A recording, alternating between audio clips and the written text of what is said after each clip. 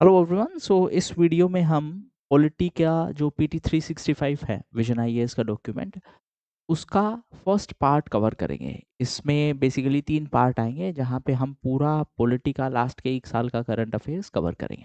Okay, now let's start. अब इस part में हम बेसिकली 3 चीज़ों की बात करने वाले हैं। पार्लियामेंट, स्टेट लेजिस्लेचर और थर्ड टीयर इंस्टीट्यूशंस हैं, उससे रिलेटेड जितने भी करंट अफेयर्स हैं उसको हम कवर करेंगे। ठीक है, ओके। सबसे पहले अगर मैं बात करूं तो सबसे पहला जो टॉपिक है that is 50 years of national emergency. National emergency के 50 साल हुए हैं। अब देखो, इससे डायरेक्ट क्वेश्चन की कितने साल हुए हैं ये सब तो नहीं पूछने वाला है आपसे, बट यहाँ पे 2-3 फैक्चुअल चीजें पूछ सकता है। उस टाइम पे प्राइम मिनिस्टर कौन थी, तो बेसिकली वो सबको पता है, बट प्रेसिडेंट कौन थे। और अगर आप स्टेट पीसीएस दे रहे हो तो उस टाइम पे आपके स्टेट का गवर्नर कौन था और चीफ मिनिस्टर कौन था। बड़ा सिंपल सा क्वेश्चन है, वो पूछा जा सकता है। ठीक है, उसके बाद इमरजेंसी से रिलेटेड जो अमेंडमेंट है, कॉन्स्टिट्यूशनल अमेंडमेंट है, वो आपको ध्यान में रखने हैं उस टाइम के दौरान के। उसके बाद में एक इमरजेंसी से रिलेटेड ही एक शाह कमीशन था, वो भी आप यहाँ पे ही कवर करेंगे। इमरजेंसी कितने टाइप की होती है, किसको अप्रूव करने के लिए कितना मेजोरिटी चाहिए है, उसको डिसकंटिन्यू करने के लिए क्या क्या करना होता है, वो सारी चीज़ें बेसिक जो इमरजेंसी के प्रोविजंस है वो आप कवर करेंगे लक्ष्मीकांत से। मतलब कहने का यहाँ पे करंट है वो उतना ऐसा कुछ आपको याद नहीं रखना है, बट हाँ उसका स्टेटिक है वो अच्छे से ध्यान में रखेंगे। जैसे इमरजेंसी को रिवोक कैसे करेंगे, है ना, ड्यूरेशन कितना है, उस टाइम पे कानून बनाए जा सकते हैं या नहीं बनाए जा सकते, बस ये वाला चीज़ ध्यान रखेंगे। तो टेक्निकली अगर मैं बोलूँ तो ये टॉपिक करंट का नहीं है। करंट का रिलेवेंस सिर्फ इतना है कि हाँ 50 साल हुए हैं तो इमरजेंसी से रिलेटेड जितने भी प्रोविजंस हैं वो आपको कवर करने हैं। ठीक है, सेकंड है approval to the state bills. अब देखो, स्टेट असेंबली ने बिल पास किया, गवर्नर उसको प्रेसिडेंशियल रेफरेंस के लिए भी रख सकते हैं और अपने पास भी रख सकते हैं। उसी से रिलेटेड एक कंट्रोवर्सी हुई थी, मैटर कोर्ट में पहुंचा। कोर्ट ने पहले 3 महीने का टाइमलाइन दिया था, बाद में आर्टिकल 143 के थ्रू जो प्रेसिडेंशियल रेफरेंस गया उसमें कोर्ट ने कहा कि नहीं, हम कोई टाइमलाइन नहीं प्रोवाइड करवा सकते। अब अगर मैं टेक्निकली बात करूं तो इफेक्टिवली कोर्ट ने अपना पहले वाला जजमेंट है वो नलीफाई कर दिया। हालाँकि अगर हम बात करें स्टैंडर्ड सोर्सेज़ की, तो उसमें यूजुअली हम पढ़ते हैं कि प्रेसिडेंशियल रेफरेंस के थ्रू कोर्ट अपना पुराना जजमेंट है वो ओवररूल नहीं कर सकते हैं, है ना? क्योंकि वो एक एक बेसिकली एडविजरी ज्यूरिसडिक्शन है। बट इस केस में कोर्ट ने कहा कि नहीं, वो पुराने वाला गाइडलाइन था वो वैलिड नहीं था, मतलब वो वैलिड नहीं रहेगा। टाइम ले सकते हैं बट ऑफ कोर्स वो मालाफाइड इंटेंशन के साथ नहीं होना चाहिए। यहाँ पे भी अगेन स्टैटिक से क्वेश्चन पूछ सकता है आपसे। पहली बात तो प्रेसिडेंशियल रेफरेंस से रिलेटेड ही 142 और 143 दोनों ध्यान में रखेंगे। 142 है कंप्लीट जस्टिस के लिए, 143 है आपका प्रेसिडेंशियल रेफरेंस। कौन से नंबर का प्रेसिडेंशियल रेफरेंस था, फर्स्ट प्रेसिडेंशियल रेफरेंस कौन सा था, इस टाइप का फैक्चुअल क्वेश्चन है वो भी पूछा जा सकता है। ठीक है, फिर आर्टिकल 200 एंड 201, ये दोनों आर्टिकल है वो अच्छे से ध्यान में रख लेना।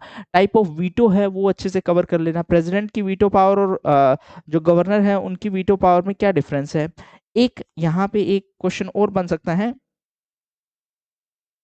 Indian president versus US president की वीटो पावर, ये भी कवर कर लेंगे। अगेन पूरा स्टैटिक है, इसमें करंट अफेयर्स कुछ नहीं है यहाँ पे। ठीक है, करंट अफेयर्स का बैकग्राउंड मैंने आपको बता दिया है। ठीक है, ओके।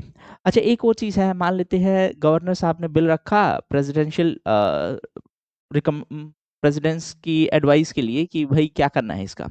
प्रेसिडेंट ने उसको कंसिडर करके वापस भेज दिया है असेंबली के पास में।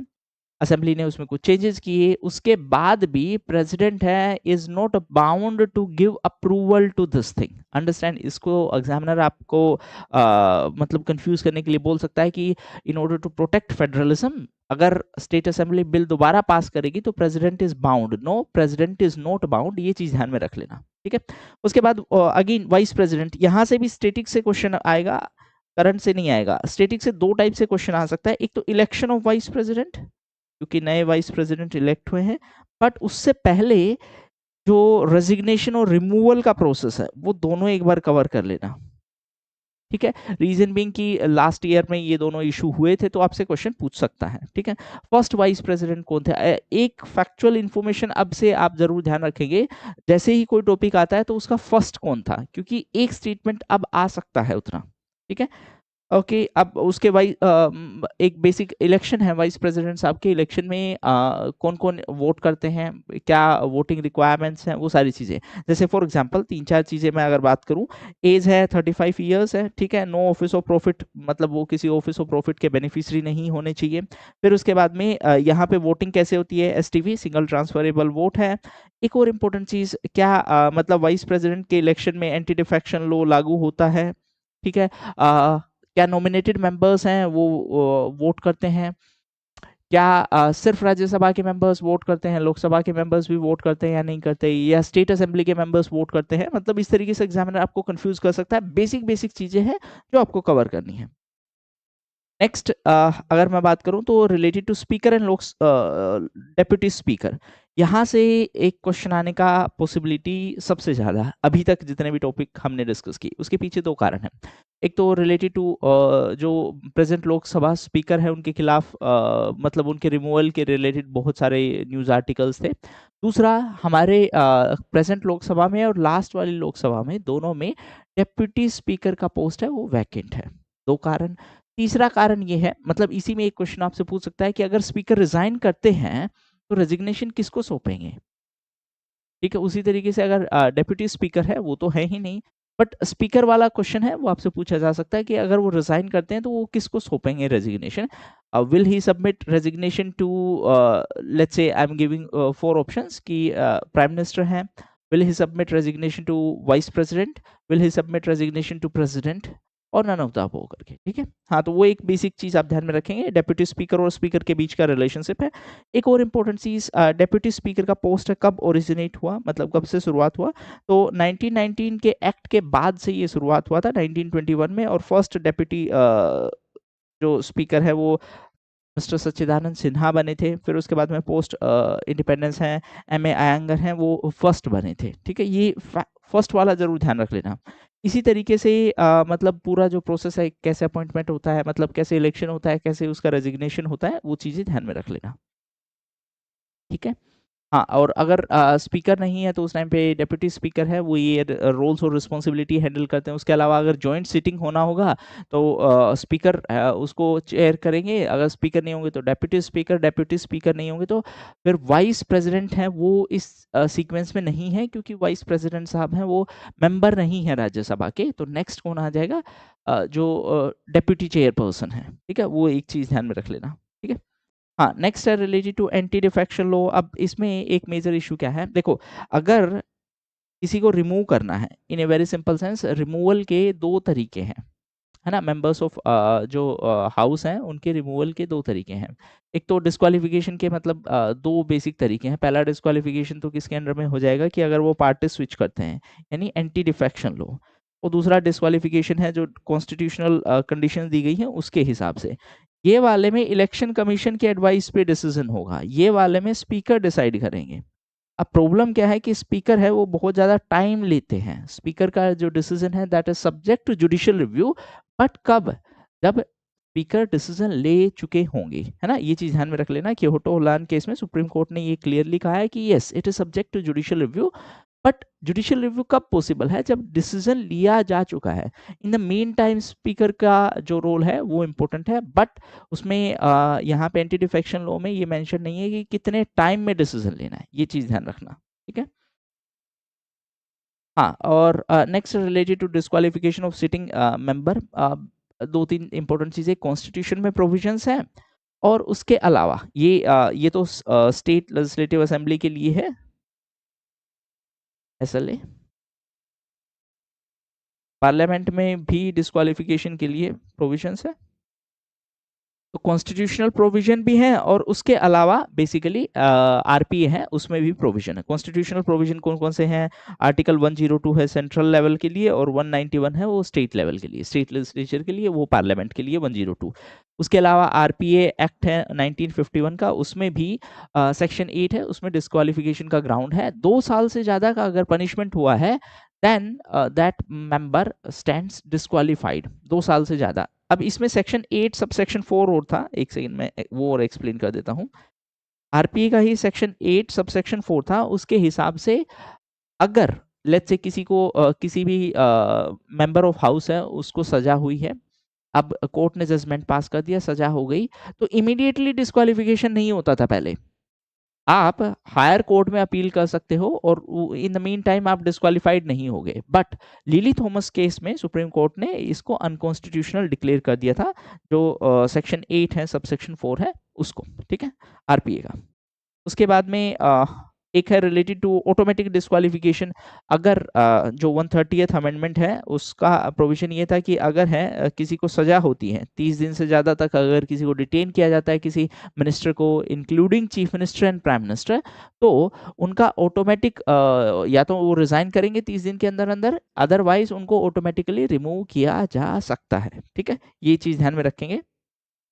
अब यहाँ पे एग्जामिनर है डायरेक्टली तो नहीं पूछेगा क्योंकि अभी तक वो पास नहीं हुआ है, बट कॉन्सेप्चुअल अंडरस्टैंडिंग के लिए आपसे पूछ सकता है, ठीक है। तो यहाँ पे आर्टिकल 75 है, आर्टिकल 164 है और 239 ए यानी यूटीज पे। तो एग्जामिनर इस तरीके से आपको फंसा सकता है कि it will be applicable only at central level, only at the state level and so on. नहीं, ऐसा कुछ नहीं है। जहाँ पे एक चीज ध्यान में रखेंगे कि अगर कोई ऐसा क्राइम है जिसके लिए सजा है 5 साल से ज्यादा है, तो उसके लिए अगर उस पर्सन को सजा होने की बात है और उनको डिटेन किया गया है, तो 30 डेज तक अगर वो रिजाइन नहीं करते, 31st डे को उनको रिमूव किया जाएगा। ये चीज ध्यान में रख लेना, ठीक है। सेंट्रल लेवल पे कौन रिमूव करेगा, स्टेट लेवल पे कौन रिमूव करेगा, वो बेसिक बेसिक सी चीजें हैं जो आप पॉलिटी में ऑलरेडी कवर कर चुके हो। Next related to parliamentary committee, यहाँ से एक क्वेश्चन आ सकता है एस्टिमेट कमेटी से। क्यों? क्योंकि इसके 75 ईयर्स हैं। अब एस्टिमेट कमेटी पे पहले भी क्वेश्चन आया है पुराने टाइम में। इसमें एग्जामिनर आपको ट्रैप कैसे करता है कि एस्टिमेट कमेटी में मेंबर्स दोनों हाउस के होंगे या सिर्फ एक हाउस के होंगे, है ना, ये चीज ध्यान में रखना। एस्टिमेट कमेटी है उसमें सिर्फ लोकसभा के मेंबर होंगे।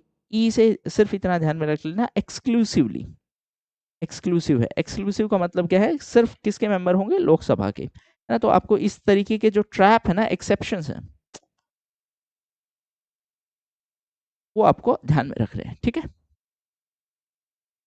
हाँ, next related to panchayati raj institution. So panchayat advancement index किसने रिलीज किया है? ये पंचायती राज मिनिस्ट्री ने।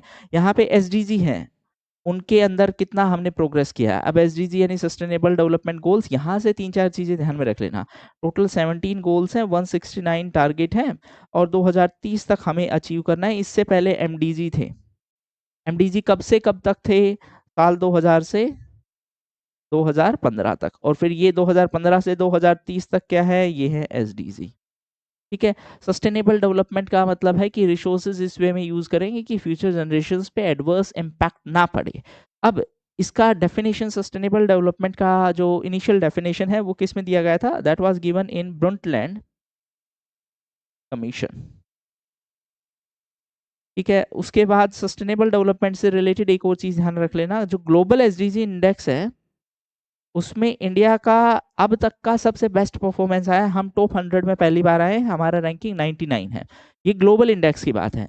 नेशनल लेवल पे अगर मैं एसडीजी की बात करूं तो नेशनल लेवल पे एसडीजी है वो नीति आयोग रिलीज करता है। नीति आयोग है वो एसडीजी के लिए नोडल एजेंसी है, और नीति आयोग जो इंडेक्स रिलीज करता है उसमें स्टेट्स लाइक केरला है वो टॉप पोजिशन पे है, और स्टेट्स लाइक बिहार और झारखंड है वो बॉटम पोजिशन पे है, ठीक है। ये 3-4 चीजें आप ध्यान रखेंगे।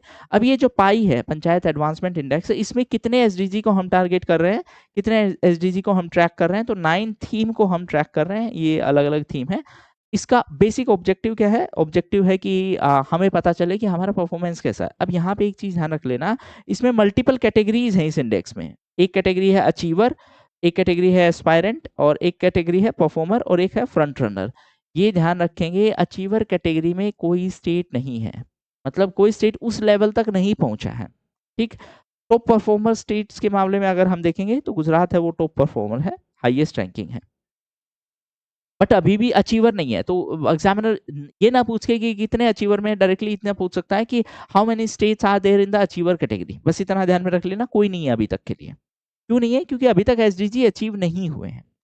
हाँ, नेक्स्ट है मॉडल यूथ ग्राम सभा। अब इसमें बेसिकली ऑब्जेक्टिव है यूथ का पार्टिसिपेशन उसको इम्प्रूव करवाना। यहाँ पे 3 मिनिस्ट्रीज हैं, इसका ध्यान रखेंगे। कौन कौन सी मिनिस्ट्री हैं? एक तो मिनिस्ट्री ऑफ पंचायती राज है, फिर उसके बाद में मिनिस्ट्री ऑफ एजुकेशन है, क्यों एजुकेशन है? क्योंकि इसको हम एनईपी के हिसाब से अलाइन कर रहे हैं। और थर्ड है मोटा। मोटा क्या है? Ministry of tribal affairs. अब एक इंपॉर्टेंट चीज ध्यान में रख लेना, ट्राइबल्स के लिए सरकार ने कुछ स्कूल्स का इनिशिएटिव किया है। तो यहाँ पे दो इंपॉर्टेंट इनिशिएटिव हैं। एक है एकलव्य मॉडल रेजिडेंशियल स्कूल, नाम से ही पता चल रहा है रेजिडेंशियल स्कूल है, किसके लिए? ट्राइबल कम्युनिटी के लिए। एक जवाहर नवोदय विद्यालय है। ठीक है, ये चीज ध्यान में रख लेना। ओके, नेक्स्ट है रिलेटेड टू ऑफिशियल लैंग्वेज। अब ये क्यों न्यूज में था? क्योंकि ये डिपार्टमेंट है, डिपार्टमेंट ऑफ ऑफिशियल लैंग्वेज, इसके 50 साल पूरे हुए हैं, तो उसके कंटेक्स्ट में क्वेश्चन आ सकता है। इसी तरीके से सिक्किम के भी फॉर्मेशन के, मतलब सिक्किम जब इंडिया का पार्ट बना उसके भी 50 साल पूरे हुए हैं, तो उससे भी रिलेटेड क्वेश्चन आ सकता है। ठीक है, अगर मैं बात करूं लैंग्वेज की, तो आर्टिकल 345 है, वो बोल रहा है कि state can adopt any language used in the state और हिंदी। अब यहाँ पे एग्जामिनर क्या कर देगा कि it is mandatory to adopt Hindi. देखो यहाँ पे कीवर्ड देखो, और है, मतलब चाहे तो। ठीक है, इसी के कंटेक्स्ट में फिर वो थ्री लैंग्वेज फॉर्मूला है, उसको भी ध्यान में रख लेना, उससे भी रिलेटेड कंट्रोवर्सी है। थ्री लैंग्वेज फॉर्मूला क्या है? Just a second. हाँ, थ्री लैंग्वेज फॉर्मूला बेसिकली मतलब है कि आप एक तो अपना जो हिंदी पढ़ाओगे, एक इंग्लिश पढ़ाओगे, और एक आपका रीजनल लैंग्वेज। एक्चुअली वो हिंदी नहीं है, वहाँ पे पॉइंट ये है कि जो लैंग्वेज आपका रीजनल है उसके अलावा एक और लैंग्वेज पढ़ाओगे। ठीक है, तो जो साउथ वाले स्टेट्स हो गए वहाँ पे दूसरा लैंग्वेज यानी हिंदी हो गया, जो नॉर्थ वाले स्टेट्स हैं उस पे नॉन हिंदी यानी कोई भी दूसरा रीजनल लैंग्वेज, तमिल, तेलुगु, कन्नड़, मलयालम, उड़िया, ये सब। बट प्रॉब्लम क्या है कि इसका इम्प्लीमेंटेशन अच्छे से नहीं हुआ है। ठीक है, ये चीज ध्यान में रखें। एक कोठारी कमीशन था जिन्होंने बेसिकली ये थ्री लैंग्वेज फॉर्मूला की बात है उसको रिकमेंडेशन दिया था। नेक्स्ट है इंटर पार्लियामेंट्री यूनियन। कहने का मतलब सब कंट्रीज के पार्लियामेंट के जो ऑफिशियल्स हैं वो मिलेंगे, बेस्ट प्रैक्टिसेस शेयर करेंगे, नाम से ही पता चल रहा है। ये कहाँ पे है? हाँ, ये समिट हुआ था, 150वां समिट है, ये ताशकंद में हुआ था जो कि उज्बेकिस्तान में है। ठीक है, अब बस बेसिक प्रैक्टिसेस हैं वो शेयर करना था। अब यहाँ से एक चीज ध्यान रखेंगे, आईपीयू है जो इंटरनेशनल इंटर पार्लियामेंट्री यूनियन है, उसका हेडक्वार्टर है वो जिनेवा में, जो स्विट्जरलैंड में है। नेक्स्ट है रिलेटेड टू मनी बिल और फाइनेंस बिल। एक चीज ध्यान में रख लेना, मनी बिल का जो प्रोविजन है आर्टिकल 110 है, स्पीकर है वो स्पेसिफाई करेंगे। ठीक है, मनी बिल है या नहीं है। मनी बिल के अलावा एडिशनल फाइनेंशियल मैटर्स हैं तो वो आ जाएगा आपका फाइनेंस बिल वाली कैटेगरी में। ठीक है, मनी बिल के केस में जो पावर है लोकसभा की वो ज्यादा है, राज्यसभा की पावर नहीं है, क्योंकि ये डायरेक्टली इलेक्टेड है, वो सब बेसिक चीजें हैं। ठीक है, फाइनेंस बिल है उसको कौन इंट्रोड्यूस कर सकता है, कैसे कैसे, वो बेसिक वाली चीजें हैं, एक बार आप जरूर देखना उसको। Next related to private member bill. अब ये क्यों न्यूज में था? क्योंकि जो एक एनसीपी की लीडर हैं सुप्रिया सुले जी, उन्होंने एक प्राइवेट मेंबर बिल है वो इंट्रोड्यूस किया था related to right to disconnect. Right to disconnect का मतलब है जब आप ऑफिस से जा चुके हो तो आप अपना जो ऑफिस वाला नंबर हो उसको बंद कर सकते हो, क्योंकि आपका पर्सनल लाइफ भी है, पर्सनल और प्रोफेशनल लाइफ के बीच में डिफरेंस के लिए। तो प्राइवेट मेंबर का मतलब क्या है? एक चीज ध्यान रखेंगे, बहुत सारे स्टूडेंट के माइंड में कंफ्यूजन होता है कि प्राइवेट मेंबर मतलब क्या है, कि जो गवर्नमेंट की जो पॉलिटिकल पार्टी है उसके अलावा सब मेंबर नहीं। प्राइवेट मेंबर का मतलब anyone who is not a minister, even if they are from ruling party. ये ध्यान रखना। ठीक है, क्या क्या बेसिक कंडीशंस है वो एक बार आप देखेंगे। अभी तक टोटल 14 बिल ऐसे पास हुए, लास्ट 1970 में पास हुआ था। फर्स्ट है कौन सा था? मुस्लिम वक्फ बिल। ठीक है, नेक्स्ट है एडजर्नमेंट साइनेडाई। अब यहाँ साइनेडाई का बेसिक मतलब है कि स्पेसिफिक टाइम नहीं बताया कि कितने टाइम तक इसको एडजर्न किया गया है। दो टर्म्स हैं जिसके बारे में एग्जामिनर आपको कंफ्यूज कर सकता है, one is prorogation and one is adjournment. Prorogation का मतलब है सेशन खत्म हो गया है। ठीक है, 3 सेशन की जब हम बात करते हैं, लेट्स से मॉनसून सेशन अब खत्म हो गया है। ठीक है, एक और टर्म है लैप्स। लैप्स का मतलब क्या है कि बिल अब खत्म हुआ है या नहीं हुआ। तो अगर लोकसभा डिसोल्व हो जाएगी तो उस केस में बिल है वो, जो पेंडिंग बिल है वो खत्म हो जाएंगे। वो चीज ध्यान में रख लेना, या 3 4 चीजें मैं लिख देता हूँ। हाउस का डिसोल्व, प्रोरोग और एडजर्नमेंट।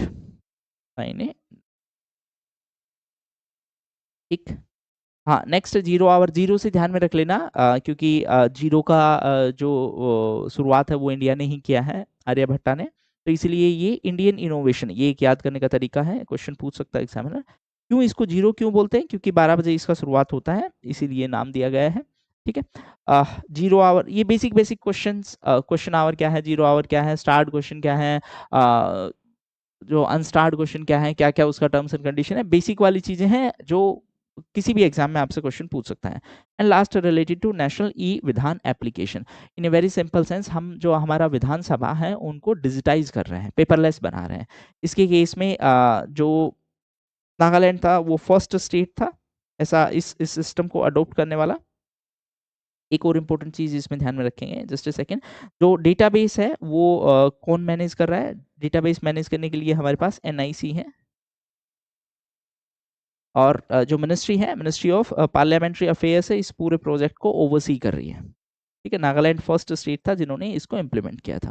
नेक्स्ट है विठल भाई पटेल, ये सरदार वल्लभ भाई पटेल हैं, उनके बड़े भाई थे।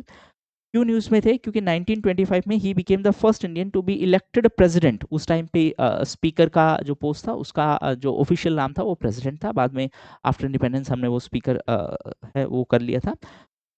तो 1925 से 2025 में 100 ईयर्स हैं, तो यहाँ पे ये चीज आपसे पूछी जा सकती है। अब ये मेंबर थे, देखो एग्जामिनर आपसे डायरेक्टली ये नहीं पूछेगा, एग्जामिनर ये पूछ सकता है आपसे कि उस टाइम पे जो स्वराजिस्ट थे, चेंजर्स, प्रो चेंजर्स और नो चेंजर्स वाले थे, तो सरदार जो विठल भाई पटेल थे वो कौन से में थे, कौन सी कैटेगरी में थे? अब हो सकता है आपको उस टाइम पे क्लिक नहीं करे, बट एग्जामिनर सिर्फ इतना जानना चाहते हैं, क्या आपको पता है कि वो उस टाइम पे प्रेसिडेंट इलेक्ट हुए थे? बस इतना है ना। तो इस तरीके से घुमा फिरा के क्वेश्चन पूछ सकता है। वो जो स्वराज पार्टी थी उसके एक प्रो चेंजर वाले ग्रुप में थे। देखो आफ्टर नॉन कोऑपरेशन मूवमेंट है, गांधी जी ने वायलेंस के चलते मूवमेंट है उसको सस्पेंड कर दिया था, इसीलिए इनका मतलब गांधी जी का और विठल भाई पटेल का काइंड ऑफ आइडियोलॉजिकल डिबेट भी था कि मूवमेंट कंटिन्यू रखना चाहिए था, एंड सब्सिक्वेंटली फिर आगे की जो बातें होती हैं। पॉइंट इज कि आप इसको हिस्ट्री के हिसाब से भी अच्छे से कवर करेंगे और पॉलिटी के हिसाब से भी, जिस तरीके से भी क्वेश्चन आएगा यू शुड बी रेडी। तो आज के लिए इतना ही, thank you and that's all for the day. एक और चीज़, इसका पीडीएफ है वो आपको सिविल्स अकेडमी की ऐप पे मिल जाएगा। ठीक है, ये PDF free of cost available है, इससे आपको क्विक रिवीजन करने में भी हेल्प मिलेगी। Thank you.